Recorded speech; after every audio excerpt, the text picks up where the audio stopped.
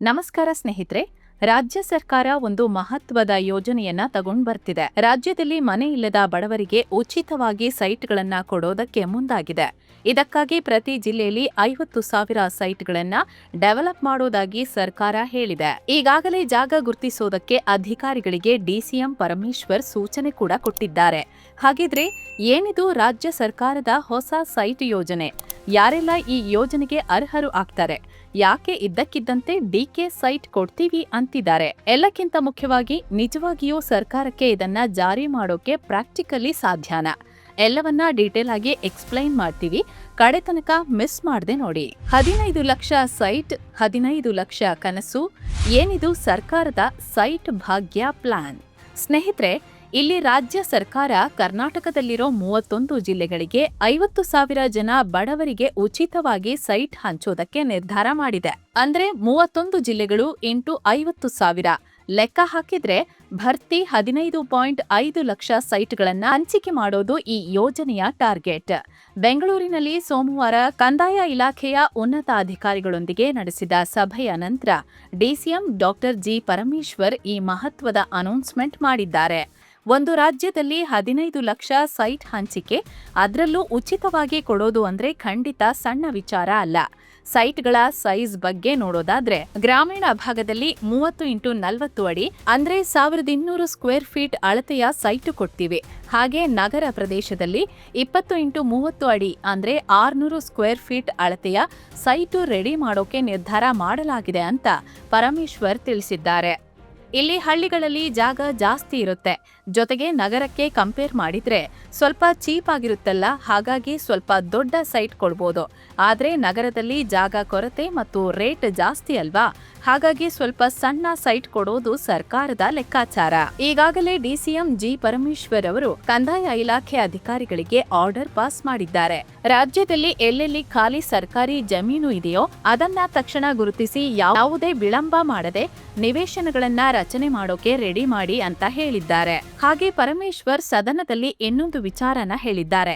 ಏನಂದ್ರೆ ಸಂಘ ಸಂಸ್ಥೆಗಳಿಗೆ ಸರ್ಕಾರ ಜಾಗ ಕೊಟ್ಟಿರುತ್ತಲ್ಲ, ಅವುಗಳನ್ನ ಯಾವ ಉದ್ದೇಶಕ್ಕೆ ತಗೊಂಡಿರ್ತಾರೋ ಅದಕ್ಕೆ ಬಳಸಿಲ್ಲ ಅಂದ್ರೆ ಸರ್ಕಾರ ವಾಪಸ್ ತಗೊಳ್ಳುತ್ತೆ ಅಂತ ಹೇಳಿದ್ದಾರೆ. ಸೊ ಇಲ್ಲಿ ಈ ಫ್ರೀ ಸೈಟ್ ಕೊಡೋಕೆ ಈ ಜಾಗಗಳನ್ನ ಕೂಡ ಬಳಸ್ಕೊಳ್ಳೋ ಲೆಕ್ಕಾಚಾರದಲ್ಲಿ ಸರ್ಕಾರ ಇದ್ದ ಹಾಗಿದೆ. ಆದ್ರೆ ಇಲ್ಲಿ ಒಂದು ಇಂಪಾರ್ಟೆಂಟ್ ವಿಚಾರ ಇದೆ. ಏನಂದ್ರೆ ಸರ್ಕಾರ ಅಧಿಕಾರಿಗಳಿಗೆ ಜಾಗನ ತಕ್ಷಣ ಗುರುತು ಮಾಡಿ ಅಂತ ಹೇಳಿದೆ ಹೊರತು ಯಾವುದೇ ಡೆಡ್ಲೈನ್ ಕೊಟ್ಟಿಲ್ಲ. ಅಂದ್ರೆ ಇಂತಿಷ್ಟೇ ತಿಂಗಳಲ್ಲಿ ಈ ಯೋಜನೆ ಮುಗಿಬೇಕು ಅನ್ನೋ ಟೈಮ್ ಲಿಮಿಟ್ ಸದ್ಯಕ್ಕಿಲ್ಲ. ಫ್ರೀ ಸೈಟ್ ಯಾರಿಗೆ ಉಂಟು, ಯಾರಿಗೆ ಇಲ್ಲ? ಸ್ನೇಹಿತರೆ, ಈ ಯೋಜನೆ ಮಿಡಲ್ ಕ್ಲಾಸ್ ಜನರಿಗೆ ಅಥವಾ ಆಲ್ರೆಡಿ ಮನೆ ಇರೋರಿಗೆ ಅಲ್ಲ. ಈ ಸೈಟ್ ಯೋಜನೆ ಲಾಂಚ್ ಮಾಡಿರೋದು ವಸತಿ ರಹಿತರಿಗೆ, ಅಂದ್ರೆ ಇದುವರೆಗೆ ಸ್ವಂತದ್ದೊಂದು ಸೂರು ಮನೆ ಮಾಡ್ಕೊಳ್ಳೋದಕ್ಕೆ ಸಾಧ್ಯವಾಗದೆ ಇರೋರಿಗೆ ಮಾತ್ರ. ಸದ್ಯಕ್ಕೆ ಈ ಯೋಜನೆಗೆ ಯಾರೆಲ್ಲ ಅರ್ಹರು ಅನ್ನೋ ಅಫಿಷಿಯಲ್ ಗೈಡ್ಲೈನ್ಸ್ ರಿಲೀಸ್ ಮಾಡಿಲ್ಲ.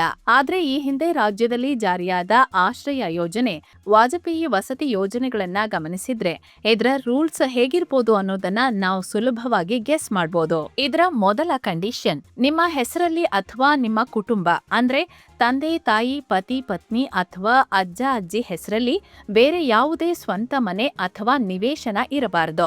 ಹೀಗಿದ್ರೆ ಈ ಯೋಜನೆ ಲಾಭ ನಿಮಗೆ ಸಿಗೋ ಸಾಧ್ಯತೆ ಹೆಚ್ಚಾಗಿರುತ್ತೆ. ಜೊತೆಗೆ ನೀವು ಆಯಾ ಜಿಲ್ಲೆಯ ಕಾಯಂ ನಿವಾಸಿ ಆಗಿರ್ಬೇಕಾಗತ್ತೆ.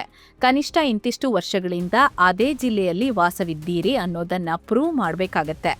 ಎಷ್ಟು ವರ್ಷದ ಪ್ರೂಫ್ ಬೇಕು, ಯಾವ ದಾಖಲೆ ಕೊಡ್ಬೇಕು ಅನ್ನೋದು ಸರ್ಕಾರ ಗೈಡ್ಲೈನ್ಸ್ ಹೊರಡಿಸಿದ ಮೇಲೆ ಗೊತ್ತಾಗತ್ತೆ.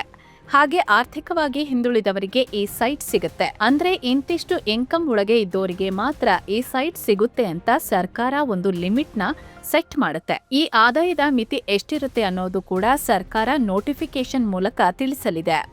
ಇನ್ನು ಎಲ್ಲಕ್ಕಿಂತ ಮುಖ್ಯವಾದ ಮತ್ತೊಂದು ವಿಚಾರ ಇದೆ. ಸರ್ಕಾರ ಫ್ರೀಯಾಗಿ ಸೈಟ್ ಕೊಡ್ತು ಅಂತ ಅದನ್ನ ತಗೊಂಡು ಹೋಗಿ ಬೇರೆಯವರಿಗೆ ಮಾರ್ಬಿಡೋಣ, ಒಂದಿಷ್ಟು ಕಾಸು ಮಾಡ್ಕೊಳ್ಳೋಣ ಅಂತ ಯಾರಾದ್ರೂ ಅನ್ಕೊಂಡಿದ್ರೆ ಅದು ಸಾಧ್ಯ ಇಲ್ಲ. ಯಾಕಂದ್ರೆ ಈ ಹಿಂದೆ ಆಶ್ರಯ ಯೋಜನೆಗಳಲ್ಲಿ ಸೈಟ್ ದುರುಪಯೋಗ ಆಗ್ತಿದೆ. ಹೀಗಾಗಿ ಅದಕ್ಕೆ 25 ವರ್ಷ ಲಾಕ್ ಇನ್ ಪೀರಿಯಡ್ ಸೆಟ್ ಮಾಡಿ ಅಂತ 2023ರಲ್ಲಿ ಕರ್ನಾಟಕ ಹೈಕೋರ್ಟ್ ಒಂದು ಆದೇಶ ನೀಡಿತ್ತು. ಅಂದ್ರೆ ಸೈಟ್ ನಿಮ್ಮದಾದ್ರೂ ಬೇರೆಯವರಿಗೆ ಮಾರಾಟ ಮಾಡಲು, ಗುತ್ತಿಗೆ, ಲೀಸ್ ನೀಡಲು ಅಥವಾ ವರ್ಗಾವಣೆ ಮಾಡೋಕೆ ಆಗಲ್ಲ. ಈಗ ಸರ್ಕಾರ ಅನೌನ್ಸ್ ಮಾಡಿರೋ ಹೊಸ ಯೋಜನೆಗೂ ಇದೇ ರೀತಿ lock in period rules apply ಆಗೋ ಚಾನ್ಸಸ್ ಇದೆ. ಸೈಟ್ ಪಾಲಿಟಿಕ್ಸ್ ಗ್ಯಾರಂಟಿ ನಂತರ ಶುರುವಾಯ್ತಾ ಮನೆ ಮಂತ್ರ. ಸ್ನೇಹಿತರೆ, ಯಾವುದೇ ಸರ್ಕಾರ ಒಂದು ಯೋಜನೆ ತರ್ತಿದೆ ಅಂದ್ರೆ ಅದರ ಹಿಂದೆ ಒಂದಿಷ್ಟು ಲೆಕ್ಕಾಚಾರ, ಒಂದಿಷ್ಟು ಅನಿವಾರ್ಯತೆ ಖಂಡಿತ ಇರುತ್ತೆ. ಈ ಯೋಜನೆಯಲ್ಲಿ ಕೂಡ ಈ ಅನಿವಾರ್ಯತೆ ಮತ್ತು ಲೆಕ್ಕಾಚಾರ ಎರಡೂ ಇದೆ. 2023ರ ಎಲೆಕ್ಷನ್ ಟೈಮಲ್ಲಿ ಕಾಂಗ್ರೆಸ್ ತನ್ನ ಮ್ಯಾನಿಫೆಸ್ಟೋದಲ್ಲಿ ಕುಟುಂಬಕ್ಕೊಂದು ಮನೆ ಅನ್ನೋ ಭರವಸೆ ಕೊಟ್ಟಿತ್ತು. ರಾಜ್ಯದ ಎಲ್ಲ ವಸತಿ ರಹಿತರಿಗೂ 5 ವರ್ಷದೊಳಗೆ ಸೂರು ಕಲ್ಪಿಸ್ತೀವಿ ಅಂತ ಹೇಳಿತ್ತು. ಈಗ ಅಧಿಕಾರಕ್ಕೆ ಬಂದು 3 ವರ್ಷ ಕಳೀತಾ ಬರ್ತಿದೆ. ಬರೀ ಗ್ಯಾರಂಟಿ ಯೋಜನೆಗಳನ್ನಷ್ಟೇ ನೆಚ್ಚಿಕೊಂಡ್ರೆ ಸಾಕಾಗಲ್ಲ. ಆಲ್ರೆಡಿ ಈ ಗ್ಯಾರಂಟಿ ಯೋಜನೆ ಸರಿಯಾಗಿ ತಲುಪ್ತಿಲ್ಲ ಅಂತ ಜನರಲ್ಲಿ ಒಂದು ಅಸಮಾಧಾನ ಮೂಡ್ತಿದೆ. ಇಂಥ ಟೈಮಲ್ಲಿ ಜನರ ಮನಸ್ಸಲ್ಲಿ ಪರ್ಮನೆಂಟ್ ಆಗಿ ಉಳಿಯೋ ಅಂತ ಒಂದು ದೊಡ್ಡ ಪ್ರಾಜೆಕ್ಟ್ ಏನಾದ್ರೂ ಬೇಕಿತ್ತು. ಅದಕ್ಕೆ ಈ ಫ್ರೀ ಸೈಟ್ ಯೋಜನೆ ಮೂಲಕ ಮಾಡೋಕೆ ಸರ್ಕಾರ ನೋಡ್ತಿದೆ ಅನ್ನೋ ಮಾತು ಕೂಡ ಕೇಳಿ ಬರ್ತಿದೆ. ಇದು ಪೊಲಿಟಿಕಲ್ ಸೈಡ್ ಆಯ್ತು. ಇದರ ಜೊತೆಗೆ ಈ ಯೋಜನೆ ತರೋಕೆ ಇನ್ನೊಂದು ಕಾರಣ ಕೂಡ ನಮ್ಮ ಕಣ್ಣ ಮುಂದಿದೆ. ಅದೇ ಹೌಸಿಂಗ್ ಕ್ರೈಸಿಸ್. ಕಳೆದ ವರ್ಷ ಡಿಸೆಂಬರ್ ಅಲ್ಲಿ ಸಚಿವ ಜಮೀರ್ ಅಹಮದ್ ಖಾನ್ ಕೊಟ್ಟ ಮಾಹಿತಿ ಪ್ರಕಾರ ಕರ್ನಾಟಕದಲ್ಲಿ 37.48 ಲಕ್ಷಕ್ಕೂ ಹೆಚ್ಚು ಜನ ಮನೆ ಇಲ್ಲದವರು ಇದ್ದಾರೆ. ಇದರಲ್ಲಿ 17.31 ಲಕ್ಷ ಜನರ ಬಳಿ ಯಾವುದೇ ಸಣ್ಣ ಭೂಮಿ ಕೂಡ ಇಲ್ಲ. ಇನ್ನು ಕರ್ನಾಟಕದಲ್ಲಿ ಬರೋಬ್ಬರಿ 40.50 ಲಕ್ಷ ಜನ ಸ್ಲಂಗಳಲ್ಲಿ ಅಂದ್ರೆ ಕೊಳೆಗೇರಿಗಳಲ್ಲಿ ವಾಸಿಸುತ್ತಿದ್ದಾರೆ. ಬರೀ ಬೆಂಗಳೂರು ಸಿಟಿಯಲ್ಲೇ 7 ಲಕ್ಷಕ್ಕೂ ಹೆಚ್ಚು ಜನ ಸ್ಲಂ ನಿವಾಸಿಗಳಿದ್ದಾರೆ. ಹಾಗೆ ಮೈಸೂರಿನಲ್ಲಿ 39,000 ಜನ, ಮಂಗಳೂರಿನಲ್ಲಿ 7,000ಕ್ಕೂ ಹೆಚ್ಚು ಜನ ಸ್ಲಂ ಏರಿಯಾಗಳಲ್ಲಿ ವಾಸ ಮಾಡ್ತಿದ್ದಾರೆ. ಇವರಲ್ಲಿ ಹೆಚ್ಚಿನವರಿಗೆ ಸ್ವಂತ ಮನೆ ಇಲ್ಲ. ಇವರಿಗೂ ಕೂಡ ಒಂದು ಪರ್ಮನೆಂಟ್ ಸೂರು ಒದಗಿಸೋಕೆ ಸರ್ಕಾರ ಈ ಫ್ರೀ ಸೈಟ್ ಯೋಜನೆಯನ್ನ ಲಾಂಚ್ ಮಾಡಿದೆ. 78,000 ಎಕರೆ ಲ್ಯಾಂಡ್ ಸರ್ಕಾರದ ಮುಂದಿದೆ ಬೆಟ್ಟದಷ್ಟು ಸವಾಲು. ಸ್ನೇಹಿತರೆ, ಯೋಜನೆ ಏನೋ ಚೆನ್ನಾಗಿದೆ, ಆದ್ರೆ ಅದನ್ನ ಜಾರಿ ಮಾಡೋಕೆ ಜಾಗ ಎಲ್ಲಿದೆ? ಇದೇ ಈಗ ಸರ್ಕಾರದ ಮುಂದಿರೋ ದೊಡ್ಡ ಚಾಲೆಂಜ್. ಒಂದು ಸಿಂಪಲ್ ಲೆಕ್ಕನ ಎಕ್ಸ್ಪ್ಲೈನ್ ಮಾಡ್ತೀವಿ ನೋಡಿ. 1 ಎಕರೆ ಜಾಗ ಅಂದ್ರೆ 43,560 ಸ್ಕ್ವೇರ್ ಫೀಟ್. ಇಲ್ಲಿ ಸರ್ಕಾರ 1 ಎಕರೆ ಜಾಗದಲ್ಲಿ ಪೂರ್ತಿಯಾಗಿ ಬರೀ ಸೈಟ್ ಮಾಡೋಕೆ ಬರಲ್ಲ. ನಿಯಮಗಳ ಪ್ರಕಾರ ರಸ್ತೆ, ಚರಂಡಿ, ಪಾರ್ಕ್, ಸಮುದಾಯ ಭವನ ಇಂಥ ಸಿವಿಕ್ ಅಮ್ಯುನಿಟೀಸ್ಗಳಿಗೆ ಅಂತ ಒಂದಿಷ್ಟು ಜಾಗ ಬಿಡಲೇಬೇಕು. ಒಟ್ಟಾರೆ 35-40% ಜಾಗ ಇವುಗಳಿಗೆ ಇಡಬೇಕು. ಇದನ್ನೆಲ್ಲ ಕಳೆದ್ರೆ 1 ಎಕರೆಯಲ್ಲಿ ಮನೆ ಕಟ್ಟೋಕೆ ಉಳಿಯೋದು ಕೇವಲ 24,000ದಿಂದ 26,000 ಸ್ಕ್ವೇರ್ ಫೀಟ್ ಮಾತ್ರ.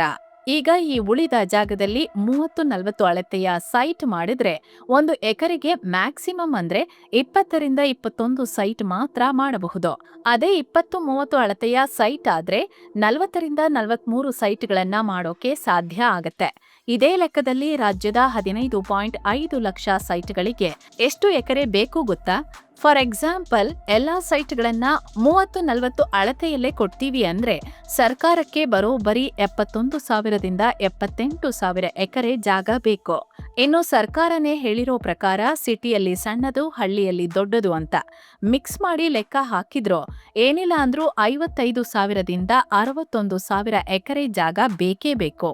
ಇಷ್ಟೊಂದು ಖಾಲಿ ಸರ್ಕಾರಿ ಜಾಗ ಎಲ್ಲಿದೆ? ಹಳ್ಳಿಗಳಲ್ಲಿ ಹೇಗೋ ಮಾಡಿ ಅಡ್ಜಸ್ಟ್ ಮಾಡ್ಬೋದೇನೋ. ಆದ್ರೆ ಬೆಂಗಳೂರು, ಮೈಸೂರು, ಮಂಗಳೂರಿನಂತಹ ನಗರಗಳಲ್ಲಿ 1 ಎಕರೆ ಜಾಗ ಸಿಗೋದೇ ಕಷ್ಟ. ಇನ್ನು ಸಾವಿರಾರು ಎಕರೆ ಎಲ್ಲಿಂದ ತರ್ತಾರೆ? ಎಲ್ಲಾ ಕಡೆ ಸರ್ಕಾರಿ ಜಾಗಗಳೇ ಇಲ್ಲ. ಕಾಡು ಕಡಿದು ಕೊಡ್ತೇವೆ ಅಂದ್ರೆ ಎನ್ವಿರಾನ್ಮೆಂಟಲ್ ಮತ್ತು ಲೀಗಲ್ ಚಾಲೆಂಜಸ್ ಬರುತ್ತೆ. ಹೀಗಾಗಿ ನಗರದ ಹೊರವಲಯದಲ್ಲಿರೋ ಯಾವುದಾದರೂ ಊರಿಂದ ಜಾಗನ ಸರ್ಕಾರ ಅಕ್ವೈರ್ ಮಾಡ್ಬೇಕಾಗತ್ತೆ. ಇದು ಆಗೋದು ಯಾವಾಗ? ಯಾಕಂದ್ರೆ ಈಗ ನೋಡಿ, ಬಿಡದಿಯಲ್ಲಿ ಒಂದು ಟೌನ್ಶಿಪ್ ಗಲಾಟೆ. ರೈತರು ಜಾಗ ಕೊಡಲ್ಲ ಅಂತಿದ್ರೆ ಸರ್ಕಾರ ಇಲ್ಲಿ ಟೌನ್ಶಿಪ್ ಮಾಡೇ ಮಾಡ್ತೇವೆ ಅಂತ ಹೇಳ್ತಿದೆ. ಗಲಾಟೆ ನಿಲ್ತಿಲ್ಲ, ಪ್ರಾಜೆಕ್ಟ್ ಶುರು ಆಗ್ತಿಲ್ಲ. ಸರ್ಕಾರ ಗಟ್ಟಿ ನಿರ್ಧಾರ ಮಾಡಿದ್ರೆ ಇಲ್ಲೊಂದು ಅವಕಾಶ ಇದೆ. ಏನಂದ್ರೆ, ಈ ಹಿಂದೆ 2009ರಲ್ಲಿ ಸರ್ಕಾರವೇ ನೇಮಿಸಿದ್ದ ವಿ ಬಾಲಸುಬ್ರಮಣಿಯನ್ ಕಮಿಟಿ ಪ್ರಕಾರ ರಾಜ್ಯದಲ್ಲಿ ಸುಮಾರು 11 ಲಕ್ಷ ಎಕರೆ ಜಾಗ ಒತ್ತುವರಿಯಾಗಿರೋ ಭೂಮಿ ಇದೆ. ಇದರಲ್ಲಿ ಸುಮಾರು 2 ಲಕ್ಷ ಎಕರೆ ಫಾರೆಸ್ಟ್ ಲ್ಯಾಂಡ್ ಕೂಡ ಇದೆ. ಪ್ರಭಾವಿಗಳು, ರಿಯಲ್ ಎಸ್ಟೇಟ್ ಕುಳಗಳು, ರಾಜಕಾರಣಿಗಳು ಸರ್ಕಾರಿ ಜಾಗವನ್ನ ಕಬಳಿಸಿದ್ದಾರೆ. ಈ ಒತ್ತುವರಿಯನ್ನ ನಿರ್ದಾಕ್ಷಿಣ್ಯವಾಗಿ ತೆರವು ಮಾಡಿದ್ರೆ ಇಷ್ಟು ಜಾಗ ಸಿಗತ್ತೆ. ಆದ್ರೆ ಈ ಧೈರ್ಯನ ಸರ್ಕಾರ ಮಾಡೋಕೆ ಸಾಧ್ಯ ಆಗುತ್ತಾ ಅನ್ನೋದೇ ಈಗಿರೋ ಪ್ರಶ್ನೆ. ಲೇಔಟ್ ನಿರ್ಮಾಣಕ್ಕೆ ಬೇಕು ಸಾವಿರಾರು ಕೋಟಿ. ಸರ್ಕಾರದ ಬಳಿ ದುಡ್ಡೆಲ್ಲಿದೆ? ಸ್ನೇಹಿತರೆ, ಒಂದ್ ವೇಳೆ ಸರ್ಕಾರ ಜಾಗನ ಹೇಗೋ ಹುಡುಕ್ತು ಅನ್ಕೊಳ್ಳಿ, ಅದಾದ್ಮೇಲೆ ಅಲ್ಲಿ ಡಾಂಬರ್ ರಸ್ತೆ ಆಗ್ಬೇಕು, ಪೈಪ್ಲೈನ್ ಹೋಗ್ಬೇಕು, ಕುಡಿಯೋ ನೀರಿನ ವ್ಯವಸ್ಥೆ ಬರ್ಬೇಕು, ವಿದ್ಯುತ್ ಕಂಬಗಳು ನಿಲ್ಲಬೇಕು. 1 ಎಕರೆ ಜಾಗನ ಕಂಪ್ಲೀಟ್ ಲೇಔಟ್ ಆಗಿ ಡೆವಲಪ್ ಮಾಡೋಕೆ ಕನಿಷ್ಠ 60 ಲಕ್ಷದಿಂದ 1 ಕೋಟಿ ರೂಪಾಯಿವರೆಗೂ ಖರ್ಚು ಬರುತ್ತೆ. ಈ ಲೆಕ್ಕದಲ್ಲಿ 78,000 ಎಕರೆ ಡೆವಲಪ್ ಮಾಡೋಕೆ 43,000 ಕೋಟಿಯಿಂದ 78,000 ಕೋಟಿ ರೂಪಾಯಿಗಳ ಬಜೆಟ್ ಬೇಕಾಗುತ್ತೆ. ಒಂದ್ ಕಡೆ ಈಗಿರೋ 5 ಗ್ಯಾರಂಟಿಗೆ 51,000 ಕೋಟಿ ಸುರಿದು ಖಜಾನೆ ಮೇಲೆ ಹೊರೆ ಮಾಡ್ಕೊಂಡಿರೋ ಸರ್ಕಾರ ಈಗ ಈ ಸೈಟ್ ಗ್ಯಾರಂಟಿಗೆ ದುಡ್ಡು ಎಲ್ಲಿಂದ ತರುತ್ತೆ ಗೊತ್ತಿಲ್ಲ. ಹಾಗಂತ ಇಲ್ಲಿ ಬರೀ ಆರ್ಥಿಕ ಸವಾಲು ಮಾತ್ರ ಅಲ್ಲ, ಇನ್ನೂ ಒಂದಿಷ್ಟು ಅಡೆತಡೆಗಳು ಇದೆ. First, land conversion. ಸರ್ಕಾರಿ ಗೋಮಾಳವನ್ನ ರೆಸಿಡೆನ್ಷಿಯಲ್ ಜಾಗವಾಗಿ ಪರಿವರ್ತನೆ ಮಾಡಬೇಕಾಗತ್ತೆ. ಜೊತೆಗೆ ಗ್ರೀನ್ ಬೆಲ್ಟ್ ಅಂದ್ರೆ ಕೃಷಿ ವಲಯದಲ್ಲಿ ಸೈಟ್ ಮಾಡೋ ಹಾಗಿಲ್ಲ, ಮಾಡೋದಾದ್ರೆ ಅದನ್ನ ಕಮರ್ಷಿಯಲ್ ಲ್ಯಾಂಡ್ ಆಗಿ ಕನ್ವರ್ಟ್ ಮಾಡಬೇಕಾಗತ್ತೆ. ಜೊತೆಗೆ ಅರಣ್ಯ ಇಲಾಖೆ ವ್ಯಾಪ್ತಿಗೆ ಬರೋ ಜಾಗಗಳನ್ನ ಬೇರೆ ಉದ್ದೇಶಕ್ಕೆ ಬಳಸಬೇಕು ಅಂದ್ರೆ ಫಾರೆಸ್ಟ್ ಕನ್ಸರ್ವೇಷನ್ ಆಕ್ಟ್ 1980 ಅಡಿ ಕೇಂದ್ರ ಸರ್ಕಾರದ ಅನುಮತಿ ಬೇಕು. ಅದು ಅಷ್ಟು ಈಸಿಯಾಗಿ ಸಿಗಲ್ಲ. ಇನ್ನು ಬಫರ್ ಝೋನ್ ನಿಯಮದ ಪ್ರಕಾರ ಕೆರೆ, ರಾಜಕಾಲುವೆ ಸುತ್ತಮುತ್ತ ಸೈಟ್ ಮಾಡೋಕೆ ಎನ್ಜಿಟಿ ಬಿಡಲ್ಲ. ಅತ್ತ ಕೆಲ ಕಡೆ ಜಾಗದ ಮಾಲೀಕತ್ವದ ಬಗ್ಗೆ 10 ಕೇಸ್ಗಳು ಶುರುವಾಗೋ ಸಾಧ್ಯತೆ ಇರುತ್ತೆ. ಇಷ್ಟೆಲ್ಲ ಮುಗಿಸಿ ಕಾಂಟ್ರಾಕ್ಟ್ ಕರೆದು ರಸ್ತೆ, ನೀರು ಕೊಟ್ಟು ಸೈಟ್ ರೆಡಿ ಮಾಡೋಕೆ ಕನಿಷ್ಠ 3 ರಿಂದ 5 ವರ್ಷ ಆದ್ರೂ ಬೇಕಾಗುತ್ತೆ. ಅದು ಸರಿಯಾಗಿ ಕೆಲಸ ಆದ್ರೆ ಮಾತ್ರ. ಇಲ್ಲ ಬೆಂಗಳೂರಿನ ನೈಸ್ ಪ್ರಾಜೆಕ್ಟ್ ರೀತಿ ಆಗ್ಬಿಟ್ರೆ ಮುಗೀತು ಕಥೆ. ಅದು ನೋಡಿ, ಕಾಲು ಶತಮಾನ ಕಳೆದ್ರೂ 5ರಲ್ಲಿ 1 ಟೌನ್ಶಿಪ್ ಕೂಡ ಕಟ್ಟಿಲ್ಲ.